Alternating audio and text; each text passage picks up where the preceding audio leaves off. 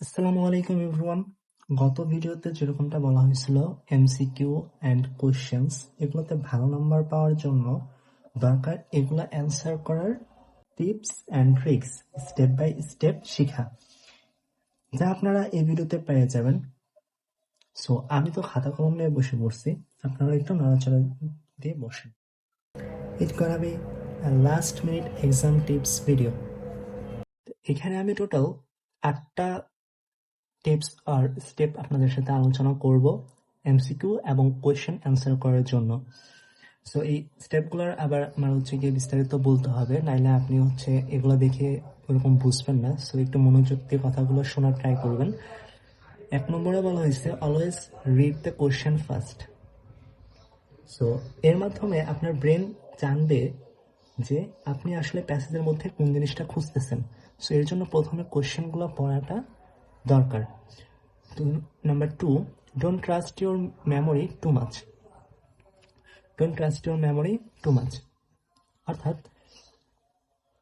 আপনার যদি প্যাসেজটা কমনও পড়ে, তাও আপনি একবার ডবল চেক করে নেবেন, টেক্সটটা একবার পড়ে নেবেন। আন্ডারলাইন কিওয়ার্ডস, এটা খুবই ইম্পর্টেন্ট একটা টিপস বলতে পারেন বা স্টেপ বলতে পারেন।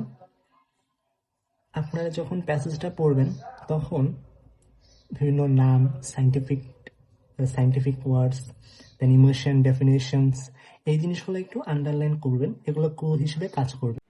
Number 4, be careful with tricky words. অপশনের মধ্যে অলওয়েজ, নেভার, অর, অনলি, যদি এই ধরনের ওয়ার্ডসগুলোকে খুব বেশি এক্সট্রিম মনে হয়, তাহলে সম্ভাবনা থাকে ওইটা ভুল হওয়ার। Number 5, for tone based question ask yourself. For example বলা হইল how does the author feel, happy, sad. So এই টোনটা অ্যাকচুয়ালি অনেক সময় সঠিক অ্যান্সার হয়ে থাকে। Number 6, can't find the answer, eliminate wrong one. অর্থাৎ আপনি যদি অ্যান্সার খুঁজেই না পান, তাহলে আপনি এলিমিনেশন করে দেবেন বা বাদ দিয়ে দেবেন কিছু অপশনস। এর মাধ্যমে আপনার হবে কি, অপশনসগুলোর মধ্যে আপনি একটা সঠিক অ্যান্সার খুঁজে পাওয়ার জন্য অনেক বেশি হেল্প করবে এবং প্রবাবিলিটিটা অনেক বেড়ে যাবে। Number 7, keep it snappy. অর্থাৎ আপনি এই সিনথেসিসের এই এমসিকিউ জন্য বিশেষ করে বলতে গেলে আপনি 7 থেকে 10 মিনিটের মতো টাইম দিতে পারেন, 7 to 10 মিনিট এমসিকিউ অ্যান্ড কোয়েশ্চেনের জন্য same. Number 8, stick to the passage.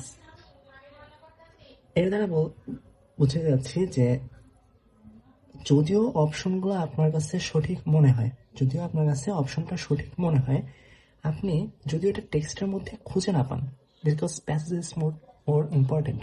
So প্যাসেজের মধ্যে যদি টেক্সটের মধ্যে যদি আপনি খুঁজে না পান, ইউ ক্যান স্কিপ ইট।